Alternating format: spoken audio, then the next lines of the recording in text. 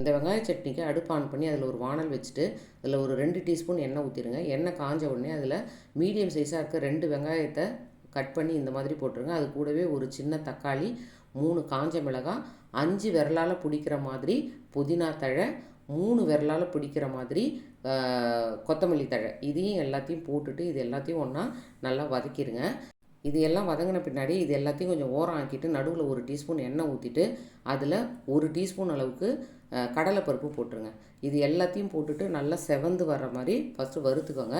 அதுக்கப்புறமா எல்லாம் வறுந்த பிறகு அடுப்பை ஆஃப் பண்ணிவிட்டு இதை ஆற வச்சுருங்க. அதுக்கப்புறமா இதில் ஒரு 1/4 டீஸ்பூன் அளவுக்கு கல் உப்பு போட்டுட்டு இதை ஒரு மிக்ஸி ஜாருக்கு மாற்றிட்டு கொஞ்சம் கொரகொரப்பாக அரைச்சி எடுத்துக்கோங்க. ஃபஸ்ட்டு ஸ்பீடில் வச்சு அரைச்சிங்கன்னா கொரகொரப்பாக வந்துடும்.